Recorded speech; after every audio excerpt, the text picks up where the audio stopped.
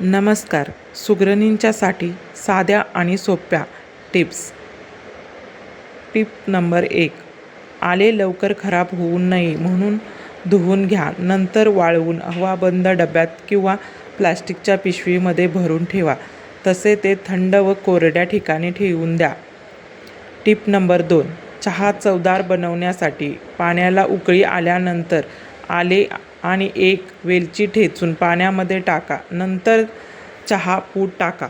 चांगला उकळल्यानंतर दूध घालून मग नंतर साखर घाला. चहा सुगंधित आणि चवीलाही छान लागतो. एकदा नक्की करून बघा आणि मला कमेंटसुद्धा करा. Tip number 3. ग्रेव्ही दाटसर होण्यासाठी त्यामध्ये तुम्ही दह्याचा वापर करू शकता. भाजी ही चवीला पण छान लागते आणि दाटसर पण होते. Tip number 4.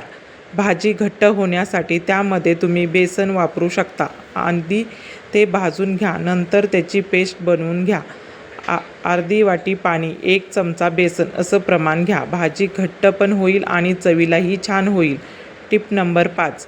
फोडणीला छान आणि सुगंध येण्यासाठी मोहरी, जिरे, हिंग आणि कढीपत्ता याची फोडणी तेल गरम झाल्यानंतरच घालावे.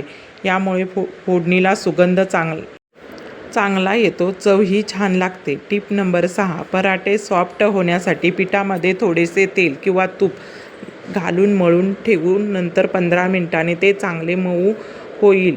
मग ते पराठे दाबून लाटा. भाजताना तव्यावरती तेल किंवा बटर वापरू शकता.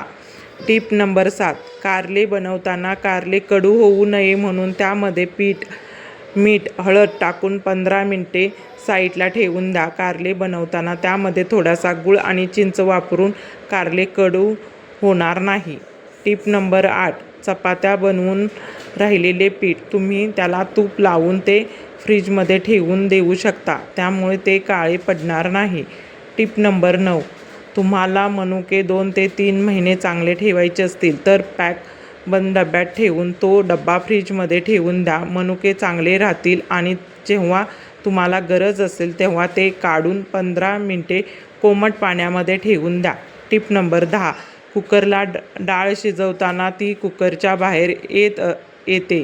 त्यासाठी डाळीमध्ये तुम्ही थोडेसे तेल घाला आणि स्टीलची एक वाटी ठेवून द्या. त्यामुळे तुमची डाळ कुकरच्या बाहेर जाणार